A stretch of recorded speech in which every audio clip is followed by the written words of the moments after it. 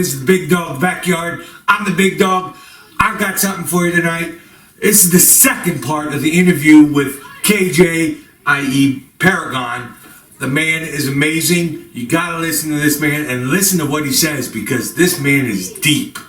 But I tell you what, enjoy this. It was a pleasure to do an interview with him and I can't wait to do it again. Worst overrated, worst wrestler that you think, why in the world? I could beat this guy. What in the world were they thinking? Well, here's the thing. I can beat everybody. Oh, I'm true. Paragon. Okay, that's right. If you look at the professional wrestling Mount Rushmore, it's Paragon, and Paragon. Because I spit hot fire and I will suplex your children. But, okay. but with that being said, no, I mean, I don't really have a feeling of someone who is overrated or overhyped because everybody's in their position for a reason. Right. There's always somebody that's doing something for a reason. So for me, I don't necessarily feel like there's somebody who is overrated or that's overhyped. I may have an unpopular opinion.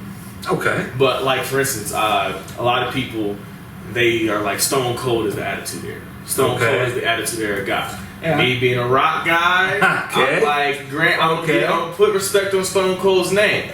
But I do feel like Rock just barely edged him. Okay. Stone Cold had this presence about him, and that's why I feel like he gets a lot of love. But I feel like when it comes to actual in-ring, I feel like Rocky was the better worker, was the better wrestler. Okay. And so that's why I give Rocky the edge. I also feel like Rocky was a more creative promo. Well, I'll give you that. You give I always said the best four. If you put four guys against each other in a promo and just, I've got to say, John Cena, he can think on his feet faster than anybody I've seen. He can just, you can't put him down. The Miz has learned. He's stepped up.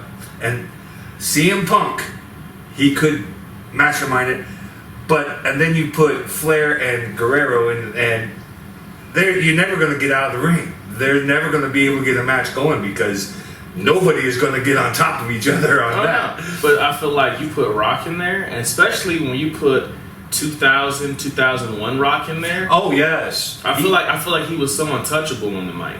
You know, I feel like you could put him in the ring, and like, granted, we still had the Roddy Pipers. Yeah. We had who's also an amazing promo. We had Paul Heyman. Paul, not even a wrestler. But this man, like, this guy cut a promo once upon a time that stuck with me for so long. And he was like, show me a hero and I will show you a coward who ran out of options or a fool who's too stupid to stay down. And I was like, whoo! Oh my! I like that. I like that. But, okay. And so even he's an incredible promo. Sure. I feel like talking is one of the lost arts in professional wrestling, both on the independent and the televised scene. Televised scene, I don't think it's necessarily their fault because from what I'm seeing, there's a lot of scripting.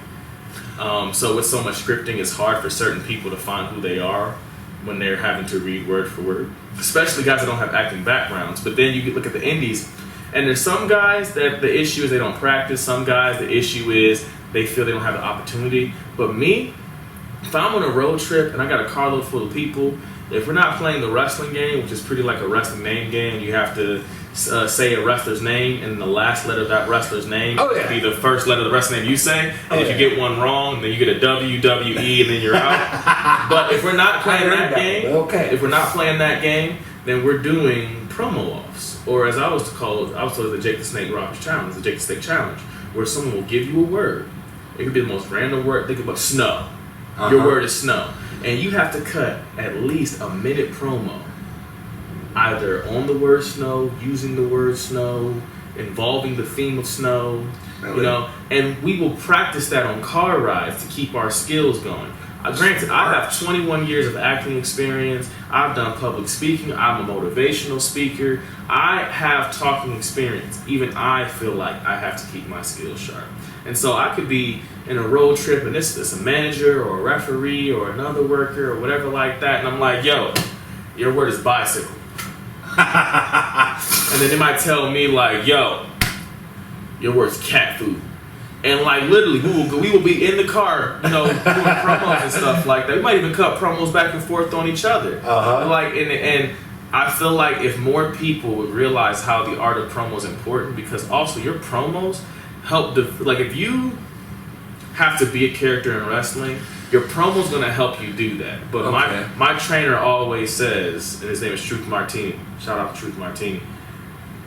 Don't be a character. Have character. Clever? Be a personality. Like I said, like Paragon's an extension of me. It's my persona. It's not a character. And so I'm just showing you who Paragon is. I'm not putting on my wrestling gear and becoming him. Right. He already is me. I'm introducing you to him every single show, even if you've seen me before, because you're always going to see a new side of him. Just like every day you see me, you're going to see a new side of me. Sure. Whereas a character, it takes character development. It takes, going over certain obstacles and stuff like that. And when you're at a wrestling show and you travel as much as I do, you don't always have that much time with an audience member to tell the Aristotle form of storytelling. Sure. You got to be able to tell a full story in this one thing. And so if I'm just showing you who I am, it just happens to be in purple and gold and black spandex, and I'm just showing you who I am. There's a story right there. From the moment I come out, I'm telling a story. You didn't get to see it, but I'll come out in an entrance mask that I take off with a ring jacket. I normally have a Egyptian staff with me. I have this whole theatrics and stuff I do with my entrance and things like that, because the moment that my custom entrance music that I own the rights to, which is telling a story, hits, then I come out and I tell you a story introducing you to what I am. That's the establishment. That's the letting you know already, okay, it's the beginning part of the story, and then I get inside the ring. All right, this is the rising action, and then the match happens, and then, man, look at what he's doing in the ring. Boom, climax. And to me, the climax is the 1, 2, 3. Sure. But granted, some people say the climax might be comeback, double down, whatever. And then we got the ascending action, which is, toward the end of the match. And then the resolution of, did I win, did I lose? And I'm walking to the back. And here's the thing, Paragon don't lose. Yeah, you may have somehow pulled out a victory, but Paragon wins by waking up this morning. Paragon wins by just simply being better than you. Okay. So. I talked to Animal one time from WWE, and you brought up about the promos. And I asked him if he could give advice to any wrestler. He's like, and he said, screw the script. Okay, if you've got to get out there and they want you to say something, fine, say it, but say it in your way, in your own way. Don't go by their script. Throw their script out the door. Now, granted, it's easy for him to say that. This is true, but at the same time, do you find it easier with Paragon and yourself being able to be the same and not have to be one person or the other? Do you find the scripts are more challenging, or do you think you could do better? You are able to do better by, as you said, being yourself? I'll put it like this. If you give me a script, I'm going to deliver something. You give me an outline, I'm going to over-deliver something. Okay. Give me an outline, and I'm going to show you why I believe. And I mean, I don't care if you are a vet. I don't care if you are multiple years in the business. I don't care if you're on TV. I will show you why I'm one of the best talkers in this business. Give me an outline. If you don't give me an outline, you just say, hey, go out there and put yourself over, then you just open up a can of worms, Pandora's box. Sure. You give me a script, yeah, I'm going to deliver. That's 20 years of acting experience, so I can, read off what you need me to read. But a script takes away the humanity out of stuff. Okay. And I'm not saying the script doesn't have humanity in it. The spontaneity. The response of anything can go wrong. I mean, I look back on when Roman Reigns and John Cena were feuding. Oh, my. Right? Yes. And Roman Reigns to me is not a bad promo when you allow him to have an outline. Or when you could tell when he has an outline, because he'll have this fire promo where he's delivering and he's being himself and whatever. And then you can tell when he's being heavily scripted, because it almost comes off as robotic or cartoonish for somebody who was built like he is. I'm not just talking about body. I mean, like the way they built him storyline wise. It's like, why is he saying this stuff? Right. But you can also tell that because he's been putting the script so heavy, improvisation or reacting to, and I mean genuinely reacting to stuff, isn't second nature to him. Where a guy like John Cena, it was still a gunslinger's time. Oh, yeah. When he was first coming in. So you're able to say some stuff and go off the hip. I mean, I could be cutting a promo right now and you try to cut me off and I could hop into the next thing. Right. But you take somebody who's used to being scripted. They can't. I look at it like this. There's a reason that improv actors tend to be able to get jobs at SNL. Sure.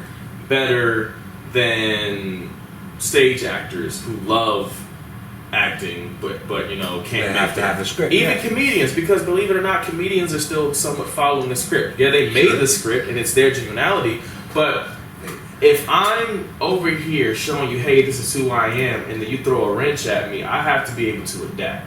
And I feel like that's pretty much that's the issue with wrestling overall, and kind of is the issue with life. A lot of people lack Darwinism. They lack the ability to adapt. Right. And that's why you end up having a lot of these people that feel like curmudgeons of, well, back in my day and in this time, but it's because people can't adapt.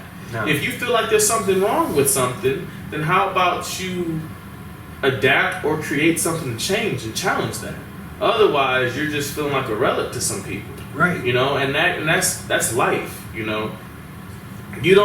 feel like we're so plugged into technology, right? A lot of people, I'm talking about you, just in general. Yeah. A lot of people are like, oh, everybody's so plugged into their technology. They don't pay attention to each other. They don't whatever. Okay, well, you created this dependence on this technology. Back in the day, we had maps, legit paper maps, and that let us know where we were going. Otherwise, we were screwed trying to get somewhere. Yep. Now we depend on technology. So what happens when your Wi-Fi doesn't work? You lose your signal, and stuff like that. So now you're really screwed. Yeah. And it's because they create dependency. So if you don't like that dependency, then you gotta flip the script. You gotta change the narrative. You gotta provide a new dependency or a new need or a new norm. Until you do that, you just preaching to the choir. Exactly. And I feel like that's so heavy in wrestling, where you will see people that are like, oh, I hate how spotty wrestling can be. There's no more storytelling. It's a bunch of moves that are burying other people and a bunch of high spots and stuff like that. You don't like it, then be the difference. Right.